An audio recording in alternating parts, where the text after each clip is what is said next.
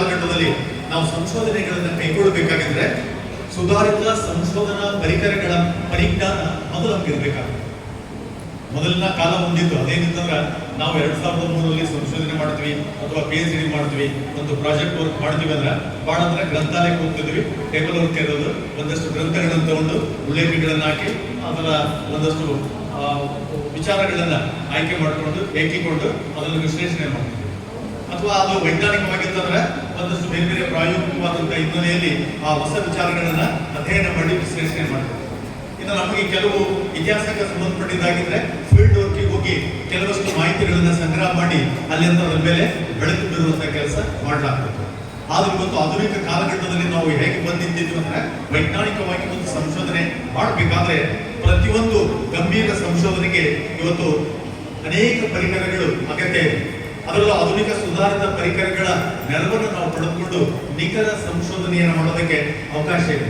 ಅದರಲ್ಲಿ ಮುಖ್ಯವಾದಂತಹ ಕೆಲವು ಅಂಶಗಳು ಈಗಾಗಲೇ ನಿಮಗೂ ಕೂಡ ಇಂಟರ್ನೆಟ್ಗೆ ಹೋದ್ರೆ ಅಥವಾ AI ತಂತ್ರಜ್ಞಾನವನ್ನು ಬಳಸಿದ್ರೆ ಆ ವಿಚಾರಗಳನ್ನು ತಿಳ್ಕೊಳ್ಬಹುದು. ನಮಗೆ ಸಾಮಾನ್ಯರಿಗೆ ತಿಳಿದು ಬರುವ ಹಾಗೆಯೇ ಇಲ್ಲಿ ಸಾಹಿತ್ಯವನ್ನ ನಾವು ವಿಶ್ಲೇಷಣೆ ಮಾಡುವಂತಹದ್ದು ವೇಗವಾಗಿ ತಿಳ್ಕೊಳ್ಳೋದಕ್ಕೆ ಈ ಆಧುನಿಕ ಪರಿಕರಗಳು ಸಹಾಯ ಮಾಡುತ್ತವೆ.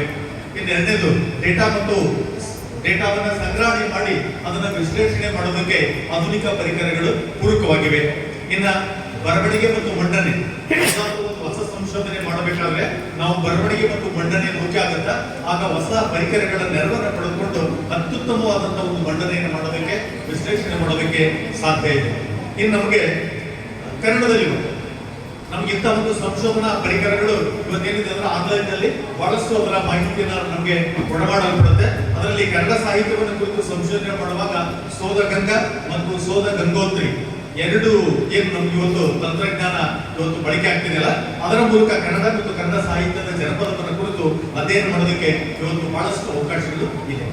ಇನ್ನು ಅದಕ್ಕಿಂತ ಮಿಗಿಲಾಗಿ ಇವತ್ತು ಆಧುನಿಕ ತಂತ್ರಜ್ಞಾನ ತಮಗೆಲ್ಲ ಗೊತ್ತಿದೆ, ಪ್ರತಿ ಕ್ಷೇತ್ರದಲ್ಲಿ ಹೊಸ ಹೊಸ ವಿಚಾರಗಳ ಕುರಿತು ಸಂಶೋಧನೆಯನ್ನು ಮಾಡೋದಕ್ಕೆ ಹೊಸ ತಲೆಮಾರಿನ AI ತಂತ್ರಜ್ಞಾನ ಇವತ್ತು ನಮ್ಮ ಮುಂದಿದೆ.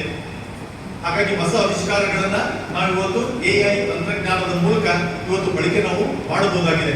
ಹಾಗಾಗಿ ಆ ಒಂದು ತಂತ್ರಜ್ಞಾನವನ್ನು ಬಳಸಿಕೊಂಡು ಡಿಜಿಟಲ್ ಯುಗದಲ್ಲಿ ಇವತ್ತು ನಾವು ಹೆಚ್ಚು ಸುಲಭವಾಗಿ, ವೇಗವಾಗಿ, ನಿಖರವಾಗಿ ನಾವು AI ತಂತ್ರಜ್ಞಾನವನ್ನು ಕೃತಕ